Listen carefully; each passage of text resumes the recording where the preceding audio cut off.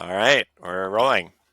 So, Better Games, Better Gamers is a show where we talk about how games shape and are shaped by the communities and the people around them. So, for this episode, I have Lynn Dang, the social media and community manager at Noodle Games, an independent studio which recently got awarded the um, top 25 game changers of 2025 by Lightspeed, GameSpeed, and NASDAQ. Previously, Lynn worked as a community manager on popular titles such as Summoners War and Palia. So great to have you and welcome to the show. Thanks. Yeah. It's nice to be here. So, as we get started, the question that I love to ask is what was your favorite game growing up? Um, um, I think this is a common answer, but it's actually Kingdom Hearts 2. Or the original Kingdom Hearts. Okay, I like both, but I like Kingdom Hearts 1. That was my first. It was interesting because I played games mostly on the PC, and then out of nowhere my dad decided, let's go to Best Buy. Take me in. That was unusual for him, but we actually waited in line and got a PlayStation 2, and I got Kingdom Hearts. And the only reason I got Kingdom Hearts because I was like, I like the cover. There's Disney characters on here. I knew nothing about the game, but that was kind of my jump into that kind of style. Like it was very different from the more casual games that I would play. Like I would play browser games, the ones online on the web browsers, like Neopets and other stuff. So that was kind of my first dive into like a fully fledged RPG, and I fell in love. I played the game, I finished it, I did all the secret bosses and stuff like that. I collected all the little Trinity puzzles. Yeah, I was so obsessed with it. Bosses aren't easy. Oh, I beat Sephiroth too. That's awesome. What's your favorite world? I'm trying to remember, but I think I really liked Alice in Wonderland. It's like an early world, but it's something about the layout. Some people find it very confusing because there's like a lot of puzzles. You have to go through a lot of doors, and then you end up in different spaces. But something about the silliness of it I really enjoyed. When and how did you decide to work in games? So everyone has their moment, right? Their own story. For me, I feel like, and this is true for a lot of folks, but I've always played games. I just never made the connection of, okay, this could actually be my career. So that kind of realization didn't happen until I think college. I was a business major, and I knew like I wanted to do something in the business realm, but I wasn't sure what exactly, like what was my dream job, what kind of title, what kind of career I wanted to have. And it wasn't until I attended like a panel that was careers in the gaming industry. And I think hearing from other professionals talk about their day to days, talk about their career paths, how they got into it, that really inspired me. And that was like the aha moment, right? The light bulb of like, wait a minute, there's people out there who like earn a living and they actually work in games, and that's really cool. And that sounded like something I wanted to do, but I didn't know how to go about it. Right? My school didn't really have like a fleshed out, gaming program or anything related to that. And I was a business major, so I wasn't even like an artist or a programmer or anything like that. Um, but I did my research. I started getting more involved with like, okay, I think if I want to work in games, the first step is I should probably know how to make games. So I researched a bit and I found the local video game dev club that was on campus. I joined that, and I remember like looking up YouTube videos, downloading Unity, making Pong as my very first project, and just going from there. And as it turns out, I really enjoyed the process of like, okay, I haven't. This is something I'm very unfamiliar with, but I'm figuring it out. And what really made me enjoy the process was, at the end of it, you have something you can share to others. You can interact with it. You can play a game. You can, win or lose. Like I really liked that, and so from Pong, I would just iterate, expand on my project, start working on more stuff. I did game jams, I did competitions. And so I think that kind of involvement, especially in my college years, really started building a good background of someone, who's committed. Like this isn't just out of nowhere pivoting. I really was determined to make it work. And so because of that, I was able to land a job in games right after college. Like I had it lined up.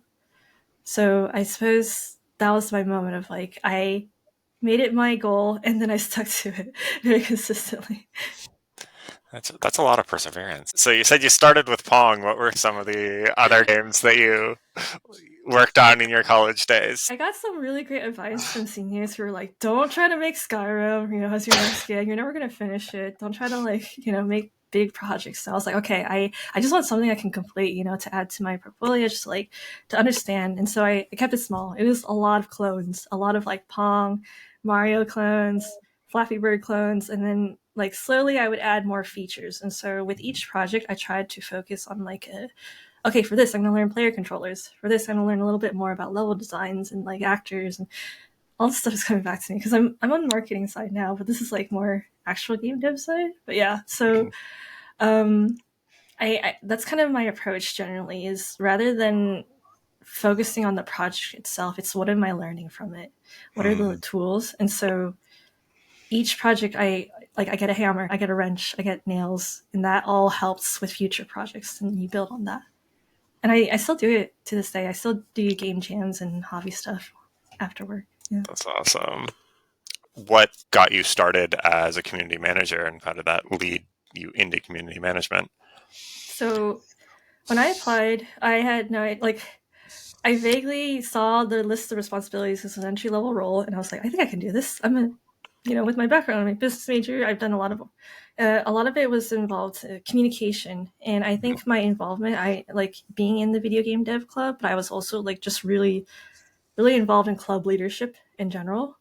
And so those kind of skills I felt allowed me to really translate that into the role. But the biggest reason I think that really helped me land the offer was that I played the game. Like I was familiar. It was a mobile game, and I was like, I actually play this game. I'm obsessed with it. I theory craft. I like look at my account. Like I'm pretty, well versed into this, and so that really made me stand out because it wasn't like a big, AAA like Mm. popular, and so they were impressed with that, and I think that really kind of nudged the needle in them giving me the offer. But I do admit I went into it not exactly sure what a community manager did. Mm. Um, but I was like, okay, let's give it a go. And so I've been a community manager ever since. I actually did listen to your great conversation with Steve. And so, one of the things that I thought was interesting was kind of thinking about community manager, especially for people that aren't necessarily working in it in the industry. What's the difference between a community manager, a moderator, and then even I've been working more on the product marketing side. And so it's like, what's kind of the community manager, moderator, product marketing, and how are those roles related but very different? Yeah, I'd say that's something I quickly learned. Everyone's definition of what a community manager does is different, no matter where you work at. So you kind of have to, you have your core skill set, but you also have to adjust with each team and each title you work with. I would say at the core of it, a community manager, you're kind of the bridge. You're like the connector, or sometimes I say it the lightning rod, right? If it's like a very tense moment. But whether it's feedback from players or whether it's developers, they want to communicate and share something out to the player base, you're there to really ensure that the message lands properly, right? And it's a back and forth, and it's a constant degree of communication. And so at the core of it, I think that's what a community manager does. Um, Likewise, in order to facilitate that, often we're handling online communities, making sure people feel safe, making sure people feel comfortable, and giving that feedback and having those conversations. And so those are the two things that really go hand in hand together. So, what does that really look like in terms of, and especially thinking about when you got started versus what you're working on now? What's the scope of work, would you say? Yeah, I when I started entry level, right, I was taught basically let's work on social media. So nowadays, like or at different places, social media and community management are separate. But especially if you're on a smaller team, indie project, things like that, they're often lumped together. So that's how I got my start, where they gave me access to certain, official channels. And it's because I handled social media during my club years that I had some experience, like with Facebook and Instagram and the like.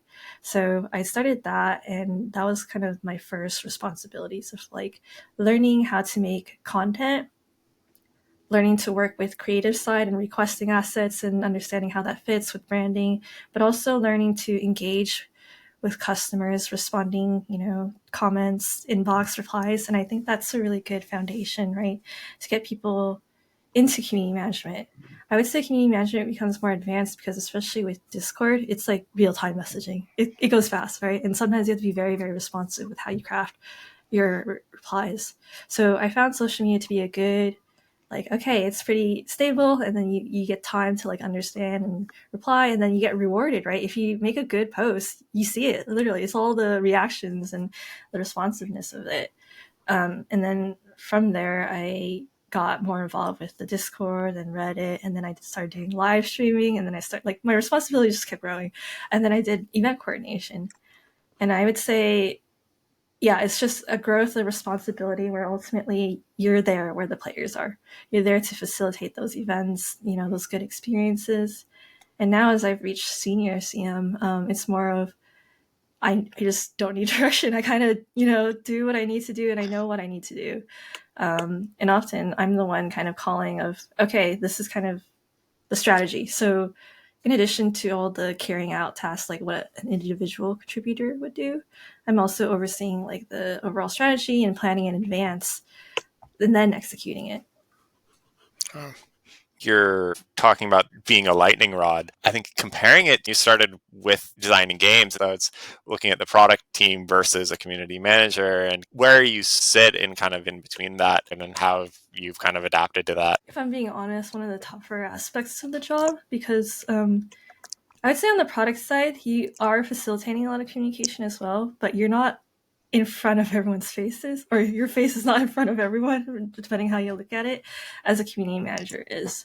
And so as a lightning rod, that's the analogy, I think, of when, say, you have an update go out and people just don't respond well, right? And it's very, very charged feelings, very lots of feedback, lots of, you know, the way people describe their reaction to it is not the best to have to read through, because the team worked hard. These developers, like, no one wants to put out a bad update, but sometimes it happens, and then you're reading all this really, really tough criticism, and as a community manager, you're kind of the one to have to channel that, and rather than look at it, their feedback on a surface level, you have to look at what do they really mean, what is the core of their comments, and extract that and then take it to the development team. So it's not just curse words and like poorly put together sentences sometimes, but it's okay, this is what I know they mean, at the heart of it. Because these players, how I look at it is that they're very passionate. That's why they left this feedback, and I want to be able to make sure like they're representing it accordingly. Yeah. Well, and I know in the other discussion, your three roles, I don't want to spoil the first one, but I think just talking about like what does it mean to be a successful CM? Yeah. Okay. So, for reference, I was on a previous podcast where I talked about, right, the three Um, rules, and I like to go backwards on it. So, in any community, if they interact with me enough, even the players will learn my three rules. Yeah. So the third one is that no one ever reads. When you're handling communications, whether it's making copy for social media, whether it's like patch notes, announcements, and things like that, I try to write content in a way where I assume people don't read it. People are going to miss, and then they're going to ask questions. They're going to ask things that are right there, what you wrote. But that's okay, because as long as you include the right information for the people who do read, who do pay attention, they can use that and then inform the people who don't. So it's kind of like relying on not just yourself, but on the help of the community. So everyone plays a part in like making sure the information is disseminated. So it's very much like a communication flow of like how information goes out when you're handling. I guess the two roles that I got out of it was using content to empower others, Mm-hmm. whether or Yeah, not people read it, and then the other one is to advocate for others. Would you say that's an accurate assessment? I think it's just these are the roles I have coming from learning of after managing so many. Like I think I've managed like nine. I think more than nine titles at this point, which is quite a number. There's some things you'll just notice in every community that's like the same. And so number three, no one ever reads. You kind of have to learn those strategies and realize, people are always going to ask questions. People are always going to ask for the same thing. But as a community manager, you can't let that get to you, right? Even if people say sometimes the dumbest things, you gotta have to just laugh at it and say, okay, well, here's the question. Or maybe I'm answering like, for example, we would do a campaign where you get a free gift, but you have to sign in to a certain website.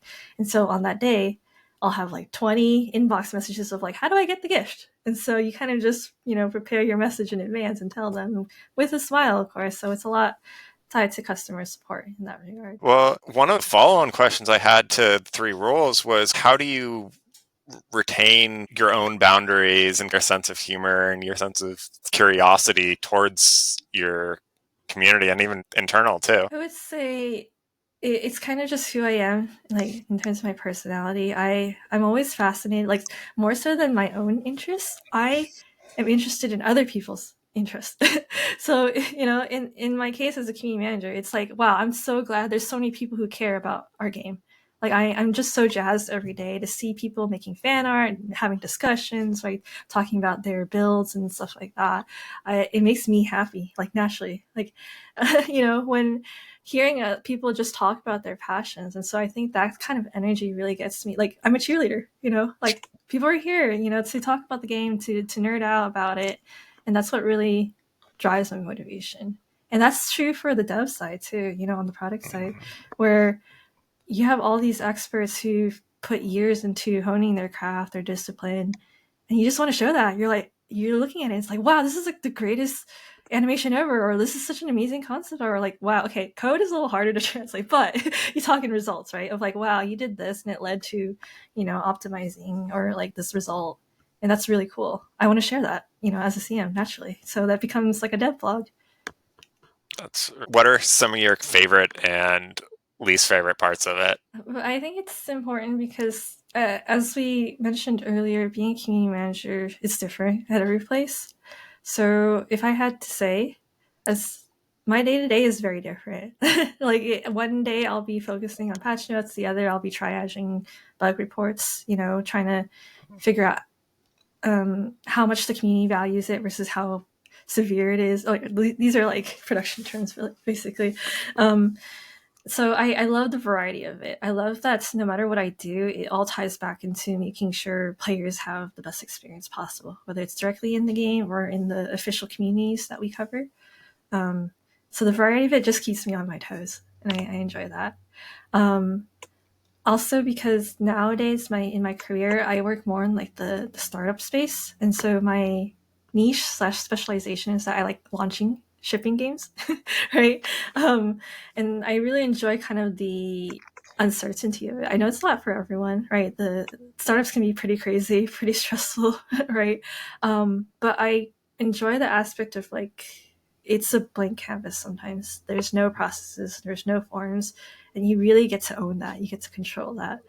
It's great if you're someone with opinions of how things could be improved, but you have to own up to it, right? You have to be like, okay, this is what I think, and this is what I'm going to implement, and we're going to see if it works, and then it leads to results. Um, that's what I also enjoy, and it's interesting to see myself sort of start off as a CM, and then over the years, as I worked on more titles, get a better understanding of like this is what I want to specialize in. This is what I enjoy, and I think that's so important in terms of career advancement to really make yourself stand out, right? Of like, okay, you're not just a CM, but you're like specifically known as an indie CM, or you're specifically known as someone who like really specializes in Discord or things like that. That's what makes you stand out. So those are my favorite aspects. My least favorite parts are, I would say, the times where you just know, like this is back to rule two. Actually, rule two is like you're just to repeat it. Your career is spent in two phases, right? It's I'm telling you now, and then I'm told you so. Because there's going to be many instances where you just know, kind of as a CM, I think players are going to react this way. I know players are going to react this way. And you can do your best, but there might be a lot of various factors with any organization why, things can't change. And this is content you're working on and you're just anticipating, okay, it's not going to be received well, but you have to go through with it. You have to submit it. You have to announce it out. And I kind of think of that scene. I'm not sure if you call it in Pirates of the Caribbean, right? like the ship is Right. exploding and he's walking down the stairs, and you just know you can't be surprised because you know this is like it was gonna happen. And that's tough to kind of reconcile because you wish you could have changed the outcome, right? You wish you could have had a bit more control, but sometimes it ends up being that way, where you have to in advance know you're gonna apologize, which is tough, but that is part of the job. And realistically, like not everything's going to work out. You know, not everything's going to be the greatest update ever, or like this is purely to improve the game. Like there are times where things miss, and being able to kind of guide the community and your fan base through that is super important as a CM. Um, and who've been some of your mentors and influences through your career, and who's helped shape who you are as a community manager? I would say I've had an interesting career where, and I realized this more recently, I haven't had that many middle managers. So I spent more time, interestingly enough, kind of left to my own devices or working in teams where like the next report is the director level even, you know, which is very interesting where I kind of had to learn things the hard way of figuring it out all on my own. Now that's not to say like I've had some really great managers, and I've had some folks who you know, really imparted me really important knowledge over the years in my career.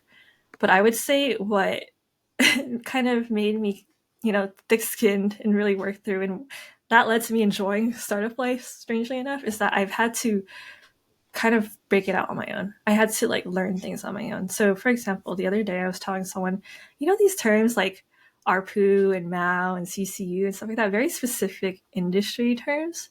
I don't think it's really taught anywhere. You kind of have to learn it on the job, right? And for me, what I would do is that I would spend my lunches actually going through our internal analytics and just like reading through and like looking at the numbers because no one was teaching me this stuff, right? And so I would just kind of learn myself of like, okay, this is a number, and this is another number, like what does this mean, right? And then kind of just going from there. And I would apply the same for like, you know, the analytics you get for social media. um I just figured it out likewise. um and for some titles, because early on I was in charge of mobile games, they're smaller. So they were like, you're going to be the one person assigned to this, like to represent the global community. You are the global community manager for English.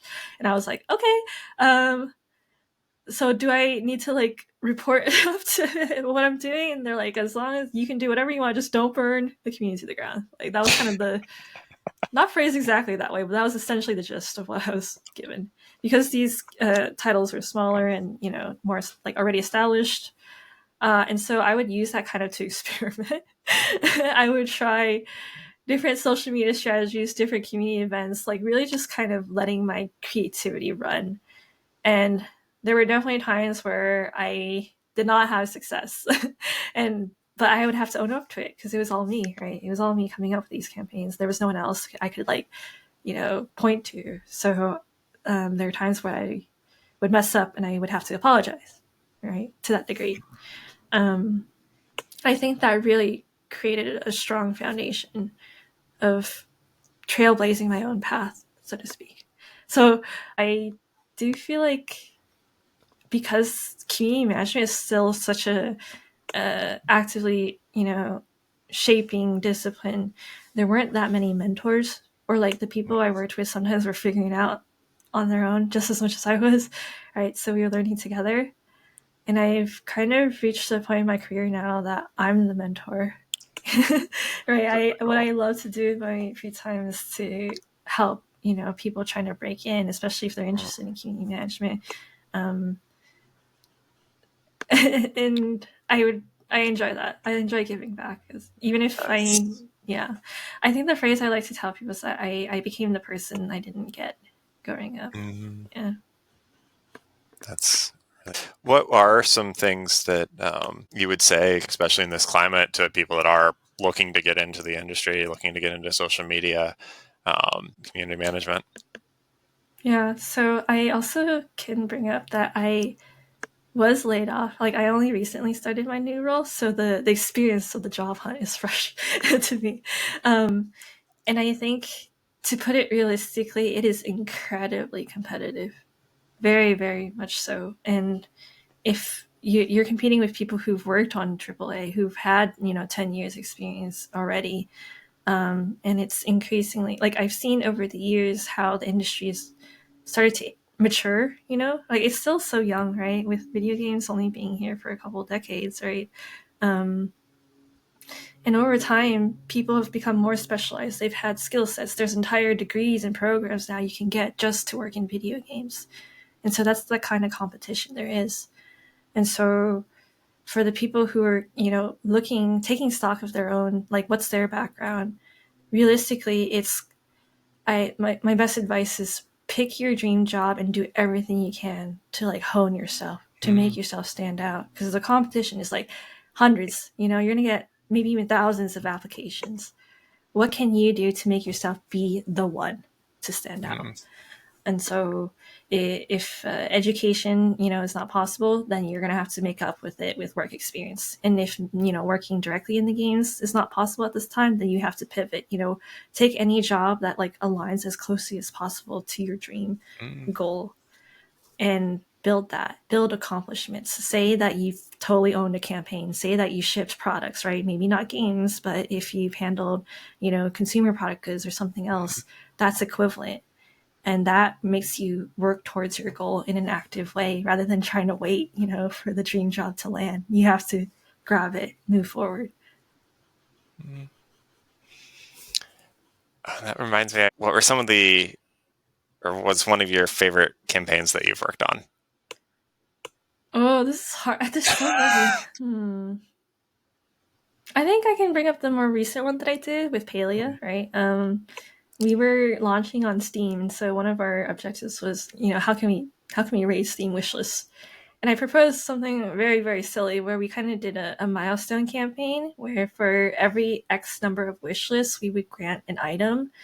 It's the same item, but the more wish lists we got, we just 2 times the size. So it was a plushie, like a decorative item in the game. So imagine the default of like, okay, we already earned this, but it's a very small plushie. If we can get like this many people to wishlist it, we're gonna give you a giant one. And so the final size was like huge. It would take up an entire section of your backyard in the game, which is ridiculous, right? That's so silly. But I was like, this could work. I feel like this really like embodies the spirit of like our cozy Palia game. So we went through with it, and it was very, very successful, and it was so fun. And it's moments like that where I'm like, yeah, this is what we can do, especially on the indie level, right? You can get creative, you can get silly, you can get fun, and it's stuff like that I enjoy. So that was the most recent like fresh campaign that I enjoyed. Zooming out a little bit, what are you excited for about the future of gaming? Excited for okay. I would say it's still true. Like part of the reason, and I talked about this before, the reason why I enjoy being a community manager is that you are kind of creating an online space where people can really find themselves in.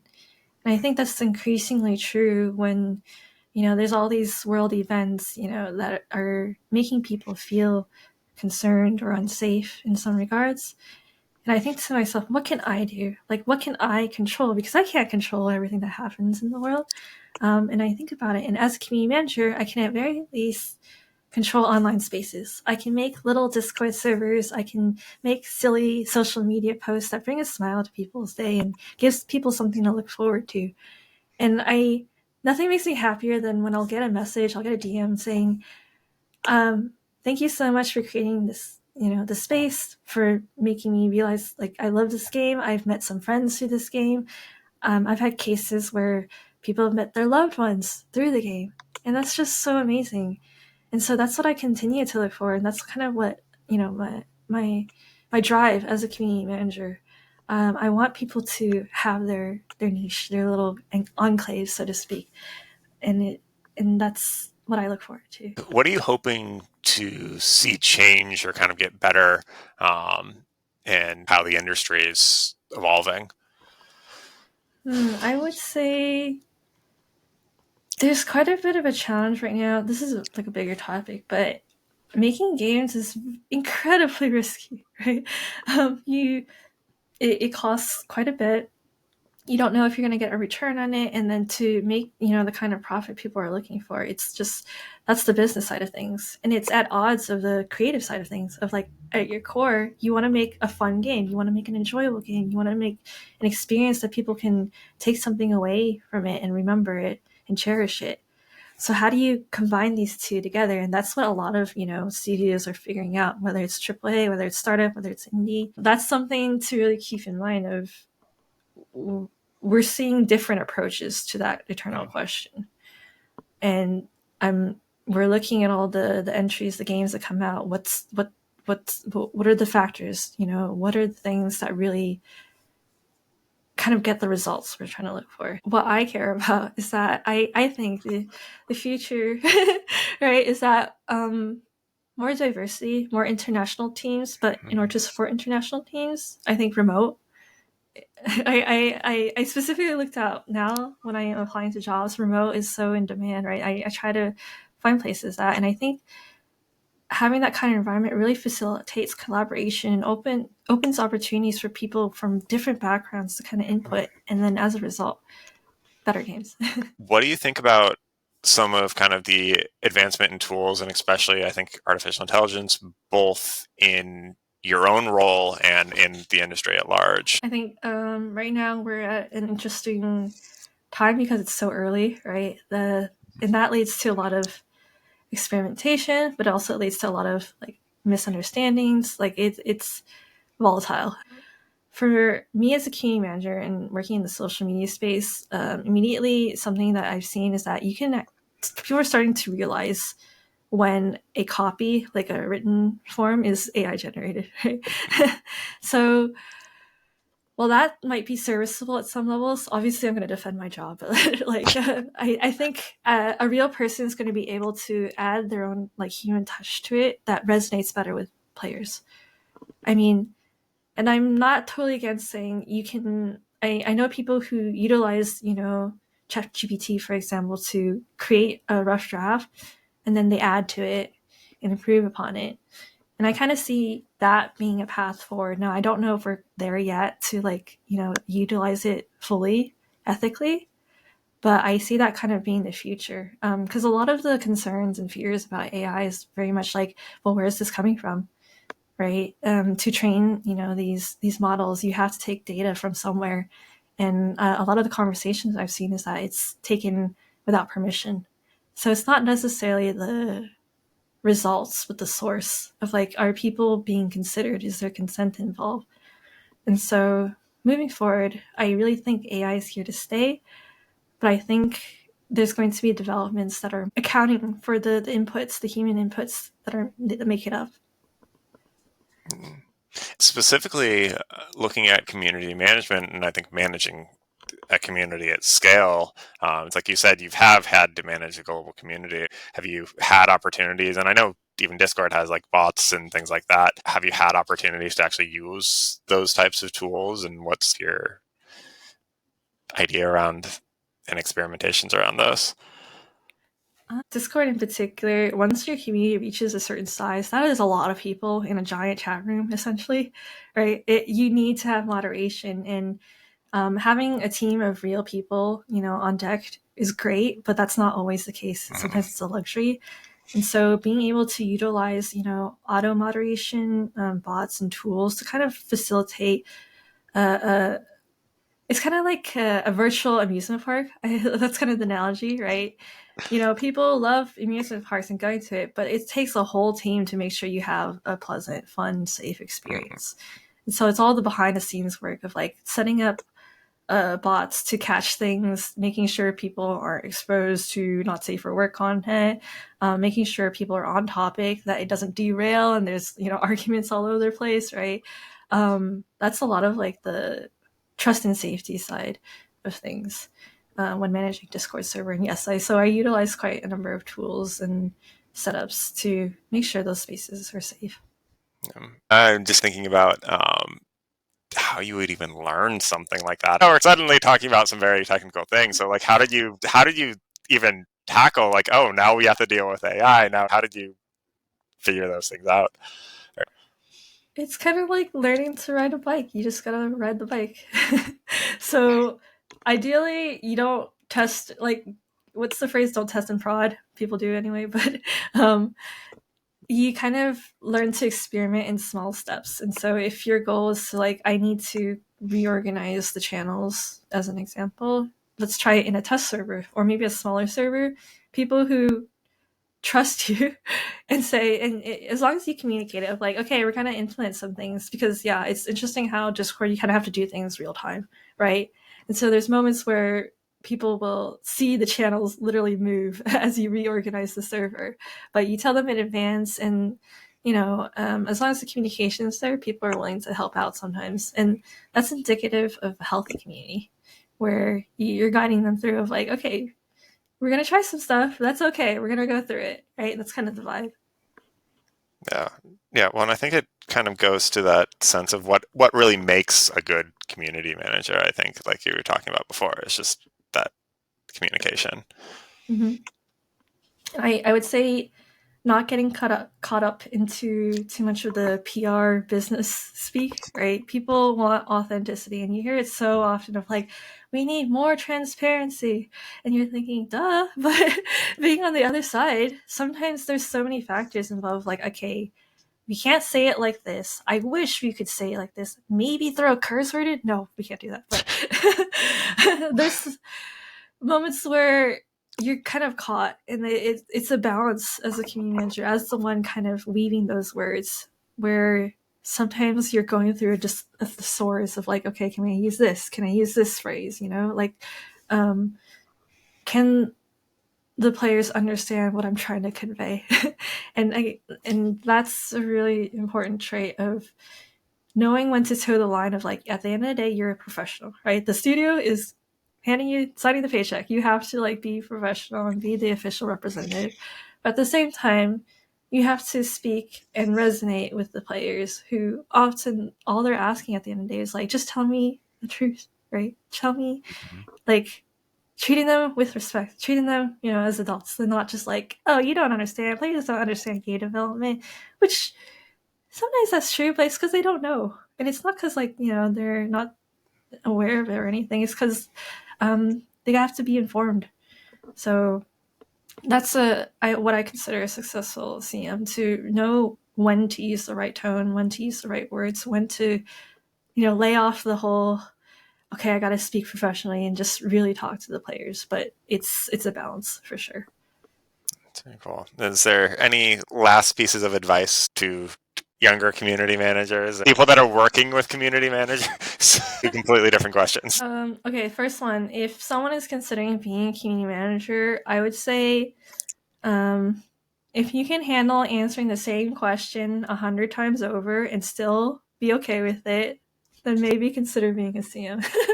um, Second of all, I would say if you enjoy the energy, like I mentioned this earlier in the podcast, right? If you enjoy feeding off the energy of other people, you love being kind of not exactly the center of attention, but like seeing the hype of it, seeing the growth, the the passion of the community. That's what is really satisfying as a CM. And you're the one in your friend group always organizing the parties, the birthdays, and you're okay with that, because at the end of the day, everyone has a good time. So that's something that's really the core of what being a CM is. Now, advice to people working with the CM. Sometimes what seems obvious, like through your lens, might not be true, especially from people who are more casual and not involved with the process.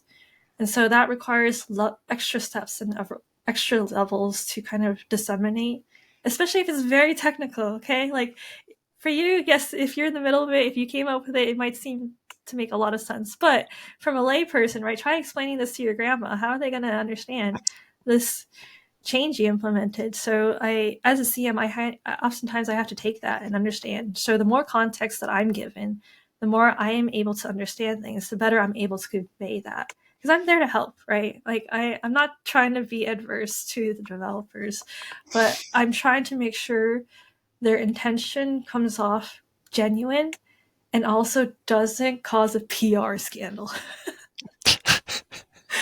Because that's unfortunately a well-meaning dev might say something, and then players go crazy. They latch on and they're like, "What does that mean?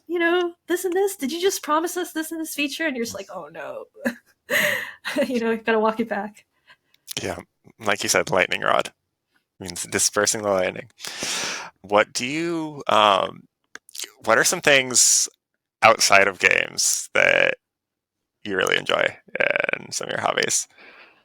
Well, you just said outside of games, and my immediate answer was games. The thing is, I think it's just in my nature. I just love giving back. So even though it might sound like work, I love mentoring. I also love just helping other communities. Like even though like I do community manage it full time, sometimes I'm like helping other Discord like interests though, like hobbies and servers.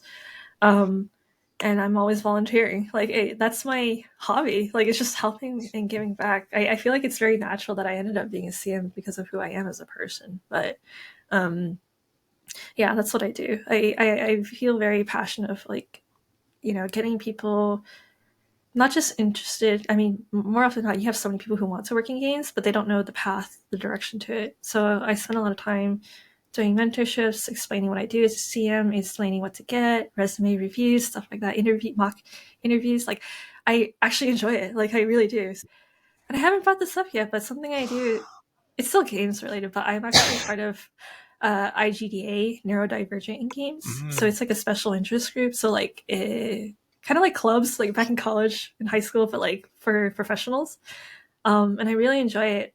That's another aspect that made me realize like part of the reason why I enjoyed games. More recently, I found out I was neurodivergent, like I was diagnosed, and that led me to realize, the reason why I enjoyed games is because it's kind of like a way of escape almost. Like, I didn't really quite understand myself. Other people didn't understand me, but I could like express who I wanted to be through games and be in the worlds that I wanted to be. So, yeah. So man, we could talk for another hour. But I think I'll let you go. So, how can people find you and find out more and get in touch with you? Yeah, I'm always open to people adding me on LinkedIn, right? Like I think my handle's just slash Linding. Like I was able to cop that name entirely, and I'm also on Blue Sky at Lynn Loves Games. Yeah. Awesome. Well, thank you so much for coming on today and sharing. I could talk for hours about community management. Thank you so much. All right, I'm glad to be here, and I had a fun time as well. So thank you. Thank you so much for listening. If you enjoyed it, please hit subscribe and follow us at bettergamesbettergamers.com and on social media. Hope to see you next time.